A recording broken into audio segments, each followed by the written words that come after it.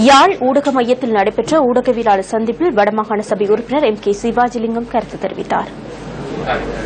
தெற்காசிய விவகாரங்களுக்கு பொறுப்பாக இருக்கக்கூடிய அமெரிக்காவினுடைய உதவி ராஜாங்க செயலாளர் நிசா பிஸ்வால் அவர்கள் கொழும்புக்கு வந்து அறிவித்த அறிவிப்புகள் எங்களை மிகவும் கவலை கொள்ள செய்திருக்கிறது. நிலைமை உள்நாட்டு விசாரணையாக மாறலாம் என்ற ஒரு சூழ்நிலை ஏற்படுத்தப்பட்டிருக்கிறது. ஆகவே இந்த இடத்திலேதான் இனப்படுகொலையும் விசாரிக்கப்பட வேண்டும் என்று நாங்கள் கோரியிருந்தோம். எல்லாவற்றுக்கும் மேலாக போர்க்குற்றங்கள், மானிடத்துக்கு எதிரான குற்றங்கள், மனித உரிமை மீறல்கள் போன்றவற்றை விசாரிக்க வேண்டும்.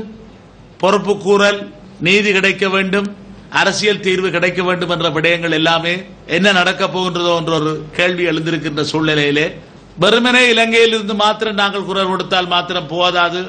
தொப்புள் கொடி உறவுகளான தாய் தமிழகம் மிக உறுதியாக குரல் கொடுக்க வேண்டும். நீங்கள் எங்களுக்காக எழுந்து நின்று ஆக்ரோஷமாக போராட வேண்டும் என்று பகிரங்கமாக தாய் தமிழக மக்களையும், குறிப்பாக அரசியல் கட்சிகளையும், அரசியல் கட்சி தலைவர்களையும், ஒட்டுமொத்த தமிழக மக்களையும் நாங்கள் இருகரம் கூப்பி வேண்டி நிற்கின்றோம். அதே போல புலம்பெயர் தேசங்களிலே இருக்கக்கூடிய ஈழத்தமிழர்களும் ஈழத்தமிழினமும் ஓங்கி உரத்த குரலிலே கொடுக்க வேண்டும் என்பதுதான்.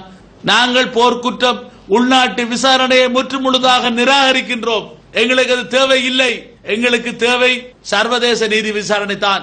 பாரதத்தினுடைய பிரதமராக இருந்த அமரர் ராஜீவ் காந்தி அவர்களுக்கு அடையாள அணிவகுப்பிலே ஒரு கடற்படை சிப்பாய் துப்பாக்கி பிடியால் அடித்து கொல்ல முயற்சியிலிருந்து மயிலிழையிலே உயிர் தப்பியவர். ஒருவேளை அவர் அந்த தாக்குதல் பலமாக இருந்திருந்தால் தளத்திலேயே கொல்லப்பட்டிருப்பார். அப்படியா கொத்தவருக்கு என்ன நடந்தது என்பதை சர்வதேசம் திரும்பி பார்க்க வேண்டும். அவருக்கு தண்டனை விதிக்கப்பட்டது. அன்றைய ஜனாதிபதி ரணசிங்க பிரேமதாசா அவருக்கு பொது மன்னிப்பு கொடுத்து வெளியிலே விட்டார்.